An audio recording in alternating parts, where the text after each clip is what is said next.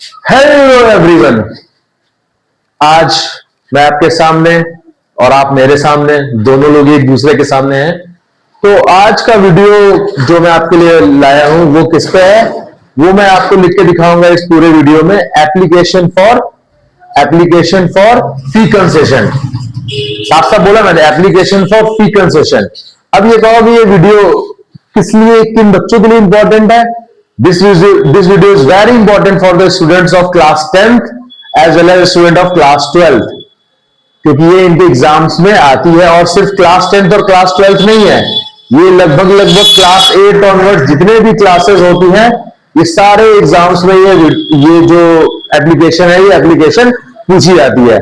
बिना time waste किए हुए मैं आपको बताता हूं कैसे हम लोग लिखते हैं application for fee concession. Start करते हैं।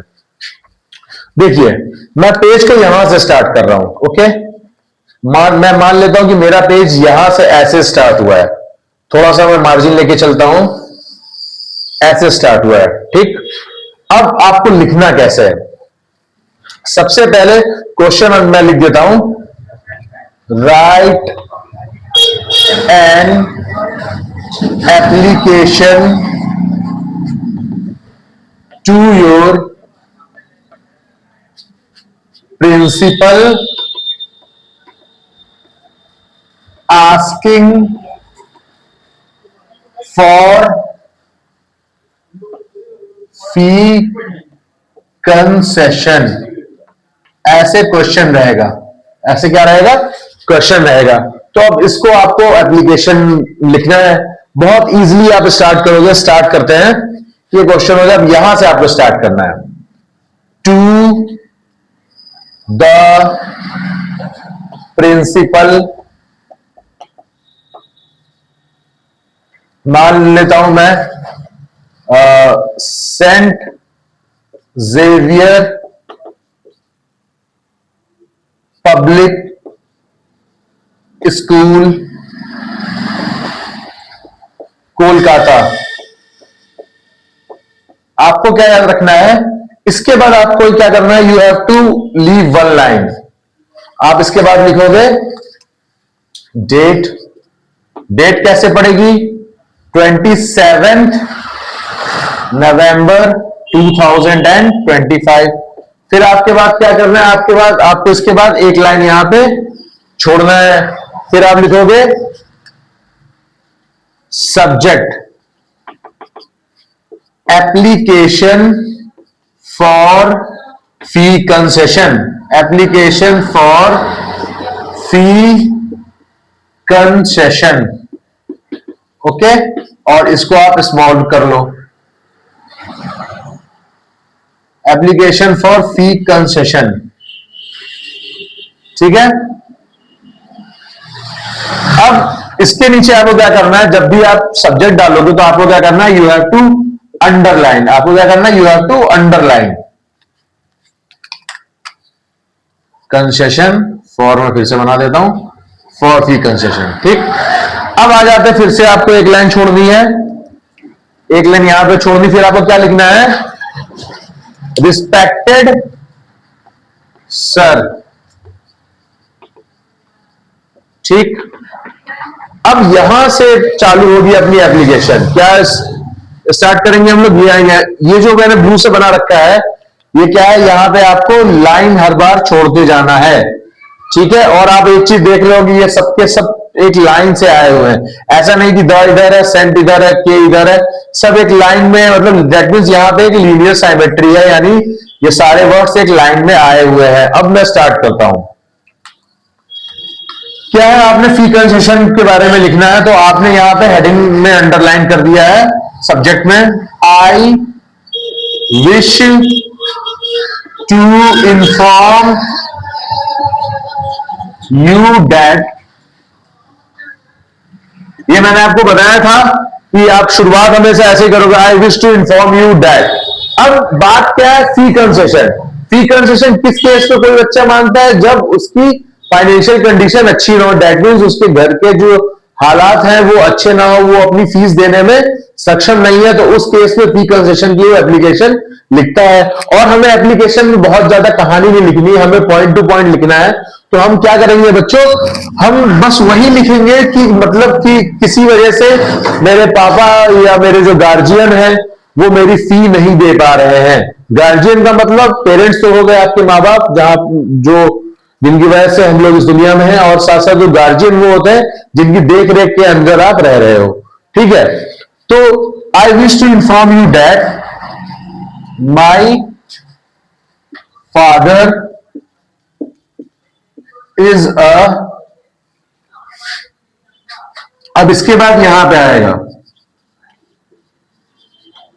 माई father is a poor farmer and earns only ₹2000 per month. अब इससे बच्चों ये हो जाएगा कि साफ साफ पता चल गया कि आपके फादर की जो अर्निंग है, यानी आपके फादर एक महीने में 2000 रुपए ही कमा रहे हैं, तो उसमें वो क्या घर चलाएंगे, क्या आपकी फीस देंगे। तो इस तरीके से आप लिख दोगे अर्न्स ओनली ₹2000 पर मंथ। अब इसके बाद इसी वजह से मैं फीस देने में सक्षम नहीं हूं, इसी वजह से मैं फीस देने में सक्षम नहीं हूं, तो ये तो आपने बता दिया। As a result I am, I capital होगा, I am not in a condition to pay the school fee. I am not in a condition to pay the school fees. Okay, school fee. अब ये हो गया, फिर आपको क्या लिखना है, लास्ट लाइन, काइंडली ग्रांट मी फुल फी कंसेशन, काइंडली ग्रांट मी full फी concession. इतने में आपकी एप्लीकेशन सफिशिएंट हो गई। आपको ये पूरा पूरा रीजन नहीं देना है कि वो काम ढूंढ रहे, काम नहीं मिल रहा है, या काम नहीं चल रहा है, या किसी वजह से और पैसे नहीं कमा पा रहे। ये सब आपको लिखने की जरूरत नहीं है। आपको क्या याद रखना है बच्चों की, यहां से आप स्टार्ट करेंगे, आप देख रहे हो एक लाइन से सब आया हुआ है, और ये एक एक लाइन है। यहां पे लाइन नहीं छोड़नी, मैंने थोड़ा सा इसमें जगह इसलिए दिया ताकि समझ में आए। और यहां पे जो ब्लू से बना हुआ है, यहां पे आपको एक लाइन छोड़नी है, और जो भी आपका टॉपिक, जो भी आपका सब्जेक्ट होगा, सब्जेक्ट जैसे इसमें ये वाला है, दूसरी एप्लीकेशन में दूसरे सब्जेक्ट्स होंगे, तो उसमें आपको क्या करना है, 3 लाइन अंडरलाइन कर देना है आपको, और एप्लीकेशन का ये थोड़ा ऐसा ही लगेगा कि हाँ कैपिटल है। ठीक है, उसके बाद आपको ऐसे स्टार्ट करना है। आप अगर आपकी प्रिंसिपल मैम है तो आप मैम भी कर सकते हो। अब इसके बाद इसमें हो गई, और आप शुरुआत ऐसे करो, I wish to inform you that, मतलब मुझे, मैं आपको बताना चाहता हूं, मैं आपको सूचना देना चाहता हूं। इसकी जगह आप बहुत सारे बच्चे क्या लिखेंगे, I beg to say that. Beg to say कुछ नहीं होता है, मैं आपको बताना चाहता हूं, मेरी ऐसी इच्छा है कि मैं आपको सूचित करूं। ठीक है, ये हो गया। अब इसके बाद आप क्या लिखोगे, जो नॉर्मल रीजन है, पूरा कहानी में लिखना है, नॉर्मल रीजन आपको लिखना है। उसके बाद आप क्या करोगे, यहां पे जब यहां पे आपका एप्लीकेशन ओवर हो जाएगा, जैसे खत्म हो जाएगा, बीचों बीच इसके लिखना है थैंकिंग यू। क्या लिखेंगे बच्चों, थैंकिंग यू। और आपको थैंक यू नहीं लिखना है, क्या लिखना है, थैंकिंग यू। अब जरा बात समझो, एप्लीकेशन में जो हम लोगों ने लिखा है एज ए सीबीएसई स्टूडेंट, हम लोगों ने इस तरफ लिखा है, एक लाइन छोड़ने के बाद, या 2 लाइन भी आप छोड़ सकते हो, योर सिंसियरली, योर ओबीडियंटली, या योर फेथफुली, कुछ भी आप लिख सकते हो, सिंसियरली, फेथफुली, ठीक है, ओबीडियंटली। और यहां पे आप अपना नाम डाल दोगे, XYZ, and class 10 section A। ठीक है, यहां पे नेम हो जाएगा। ठीक है, अब जरा बात ये समझो, ये बहुत जगह पे क्या होता है कि बहुत जगह पे ये जो पोर्शन है, ये वाला जो एरिया है, ये वाला जो हिस्सा है, वो इस तरफ लिखवा देते हैं। तो वो आप अपने अकॉर्डिंग देख लेना कि कैसे आपके स्कूल में बताया गया है।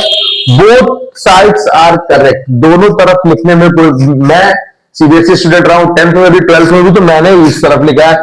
पर यूपी बोर्ड में कुछ टीचर्स इस तरफ बताते हैं, तो वो आप अपना देख लेना। और इस एप्लीकेशन को छोड़ के आपको कुछ एक्स्ट्रा लिखने की जरूरत नहीं है, कुछ एक्स्ट्रा लिखने की जरूरत नहीं है। दैट मीन्स अब देखो इसमें साफ साफ ये हो गया किसको लिखना है, कहां पे लिखना है, कहां का वो शहर है। यहाँ पे क्या हो गया, स्कूल प्रिंसिपल का नेम, यहाँ पे आपका हो गया, ये हो गया आपका स्कूल नेम, ये मैं आपको समझा देता हूं, स्कूल्स नेम। फिर हो गया आपका सिटी नेम, किस स्कूल में आपका वो स्कूल है, किस सिटी में आपका वो स्कूल है। उसके बाद डेट हो गई आपकी, फिर सब्जेक्ट हो गया। सब्जेक्ट पे आपने याद रखना है कि आपको अंडरलाइन जरूर से जरूर करना है। और इसके बाद जो मैंने अपनी 12th क्लास की और 10th क्लास की कॉपी लिखी थी, तो मैंने अंडरलाइन किया था इंपॉर्टेंट वर्ड्स में, तो आप भी कर सकते हो। यहां पे विश हो जाएगा, इन्फॉर्म हो जाएगा, my father is a poor farmer, earns only ₹2000 per month कर सकते हो। I am not in a condition to pay the school fee. अब कहोगे सर आप तो पूरा पूरा कर दे रहे हो, मैं बता अगर ध्यान से देखोगे मैं पूरे पूरे अंडरलाइन नहीं कर रहा हूं। काइंडली ग्रांट फुल फी कंसेशन। इससे होता क्या है कि एग्जामिनर के पास बहुत सारी कॉपी रहती है जो टीचर चेक करता है, पर अगर आप क्या कर दोगे, अंडरलाइन कर दोगे और आपने सही लिखा है, तो आपके जो ये कॉपी है आपकी आपकी कॉपी पढ़वानी है, ताकि आपके जो अच्छा खासा लिखा हुआ और अगर आपकी कॉपी नहीं पढ़ी गई अच्छे से, ये जल्दीबाजी में नंबर दे दिया गया, तो नुकसान बच्चों आपका होना और किसी का नुकसान नहीं होना है। तो इस एप्लीकेशन को आप इस तरीके से लिखोगे और गारंटेड है। देखो 2.5 नंबर होते हैं आपके बॉडी के, 2.5 नंबर होते हैं आपके बॉडी के और 1.5 नंबर होते हैं आपके फॉर्मेट के, ठीक है। तो इस तरीके से अगर आप लिख लोगे, लेकिन याद रखना अगर फॉर्मेट नहीं होगा तो बॉडी में कुछ भी नहीं मिलेगा। तो फॉर्मेट बना के ये सब हिस्सा हो गया फॉर्मेट, ये हिस्सा हो गया फॉर्मेट, ये हिस्सा हो गया फॉर्मेट, और बॉडी ऐसे लिख दी। अगर आप सीबीएसई स्टूडेंट हो तो 3 नंबर बॉडी के और 2 नंबर फॉर्मेट के। तो मुझे ऐसा लगता है कि अगर आपने वीडियो को ध्यान से देखा होगा, ध्यान से समझा होगा, तो ऐसा कुछ इसमें है नहीं कि जो आपको बहुत डिफिकल्ट लगे, बहुत मुश्किल हो। आप आसानी से इसको बच्चों एक बार लिखा हुआ है, जब फुल एप्लीकेशन आ जाए तो you can take the screenshot और फिर आप उसको 1-2 बार प्रैक्टिस करो। फी कंसेशन 10th 12th दोनों में आती है, तो बहुत इंपॉर्टेंट है आपकी एग्जामिनेशन पॉइंट ऑफ व्यू से। Thank you so very much video में बने रहने के लिए। Thank you very much.